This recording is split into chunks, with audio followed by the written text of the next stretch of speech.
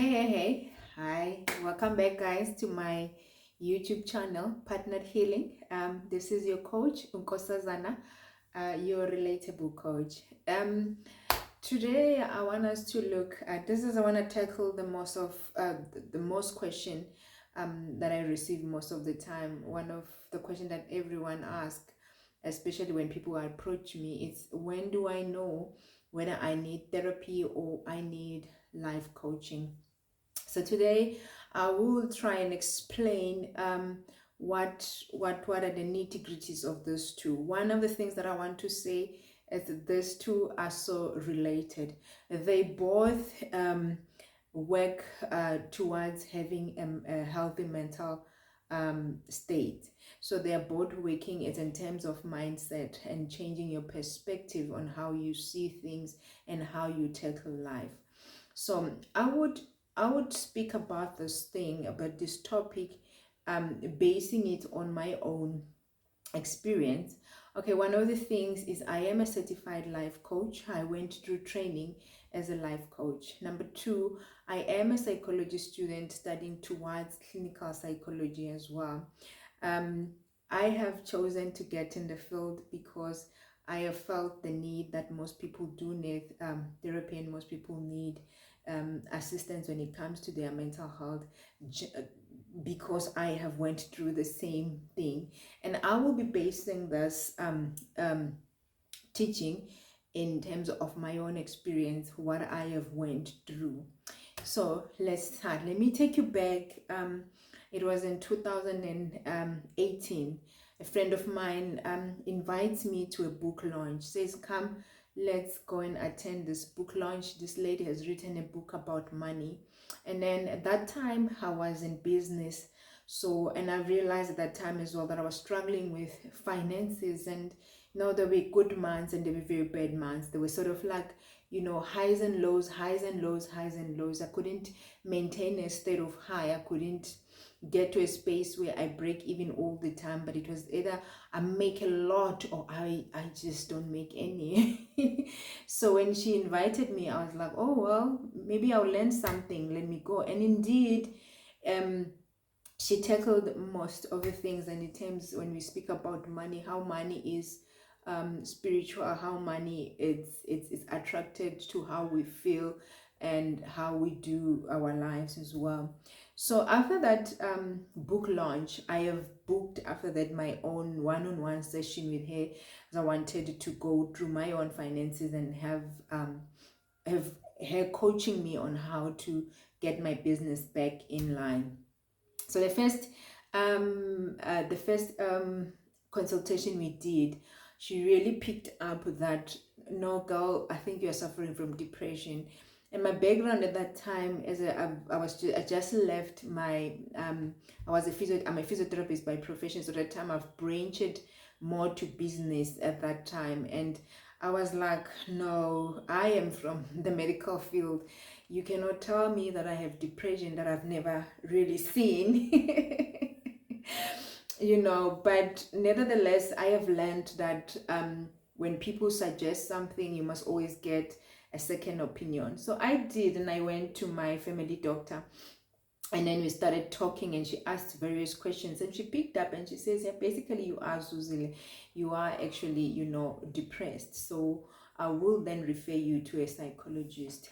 I was reluctant. I'll make another video about the reluctancy, why I was reluctant to go for therapy. But neither the way, at the state that I was in, I knew I didn't want to feel the way that I was feeling. I knew something needed to change. I didn't know what needed to change. I didn't know what was going on, but I knew that I didn't want that anymore. So I then went, and she was lovely. We worked together. She has helped me to go back to the traumas that I have had in my childhood that I didn't even know that were traumas, the rejection, the abandonment, the feelings of not being worthy, the feelings of not being enough, the feelings and struggling to belong anywhere. All those things, they were coming from a specific or a line or a series of specific issues that has happened in my childhood that have led me to believe. And then whenever I would achieve a high a peak, I will then start sabotaging myself and saying, "Ah, but I don't deserve to have those good things.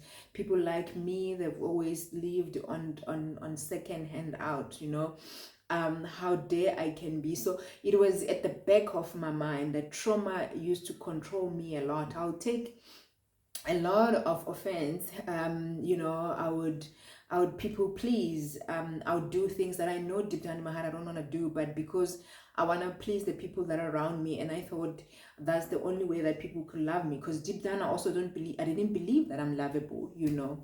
So those were the struggles. So the trauma will always comes up, and at that time it came up more in business, and it hit me a lot because it had to do with money, and I found myself in a space where I struggled financially, and it's something that I wasn't used to at that particular time. So we worked through that trauma. We worked through that depression and anxiety and panic attacks that it has, because it was depression that was undiagnosed that I was going on.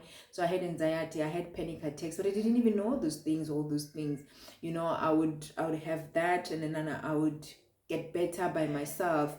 The one thing that I think have held me together was my prayer life. I was really very close to God as well. But again, it was something that one day we'll talk about it, when we go to God with that deep-seated feeling of, we're not deserving of what God can give us. So we take a little and then allow ourselves to fully being held by God even. That's another video that we'll do some other time. Then I did that, and then I was fine. I thrived. I came up. I was feeling good about myself. I sort of gotten an identity and what I wanted in life. But as you started getting better, when they give you like skills and strategies in order for you to maneuver the life, things like you need to exercise, things like you need to journal, things like you need to have communication, you have to help the boundaries, and those are things that comes with practice over time. But sometimes when we get better, we sort of relax, and then we find ourselves overwhelmed again by situations that would come. So what I have noticed was, every time then a situation comes and overwhelms me, I'll be overly overwhelmed, and I needed to go to therapy, because now I knew that therapy could help.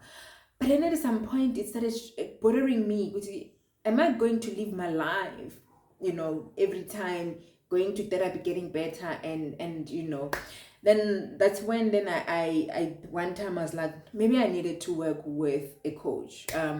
Then working with a coach, basically, it has helped me to build a structure, because with the trauma, when it happens, whether you know it or you don't know it, but you develop a coping mechanism or a structure that you're going to use in order to survive at that time.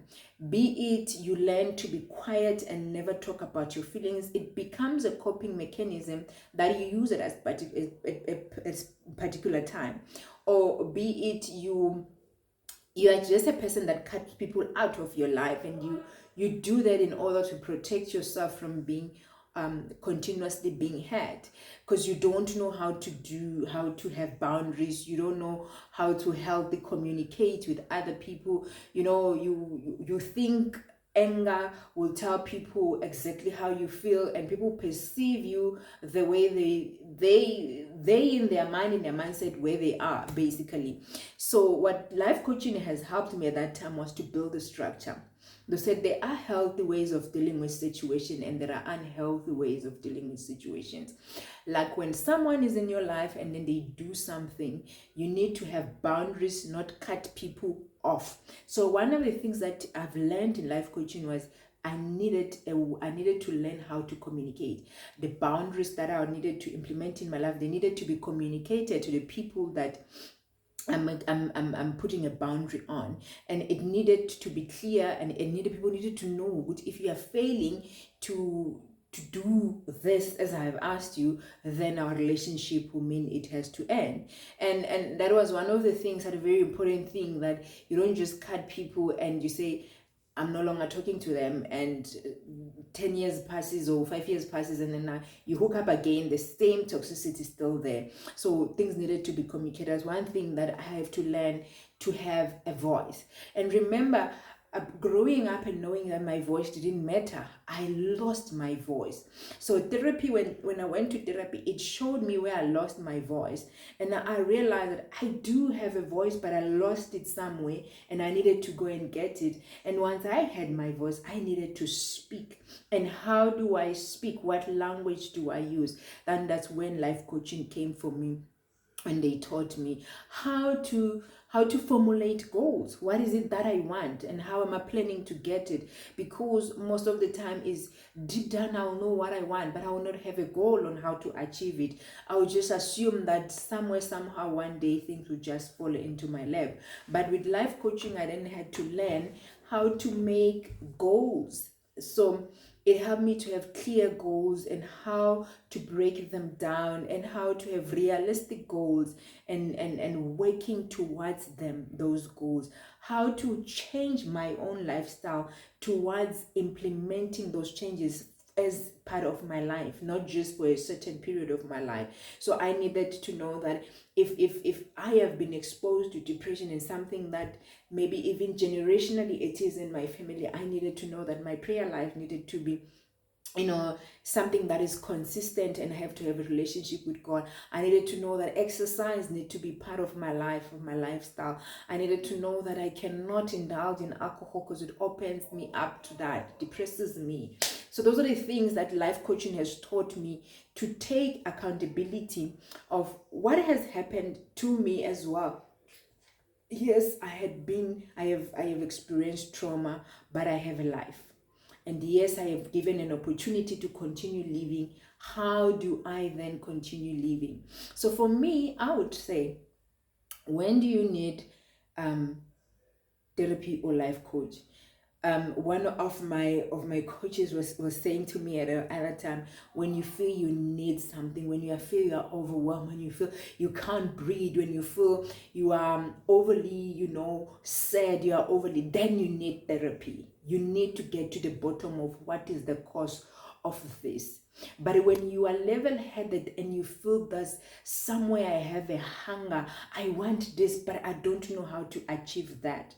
You are not suffocating for life for but you are yearning, you want to achieve that. This is the life that I would like to have.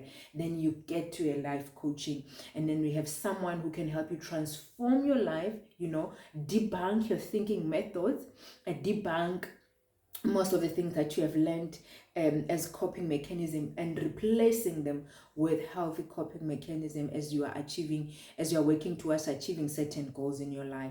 I hope this will help someone. And if there are still more clarity that you need, my information is in my bio. You can book a one-on-one session, and then we can talk about it. Have a great day.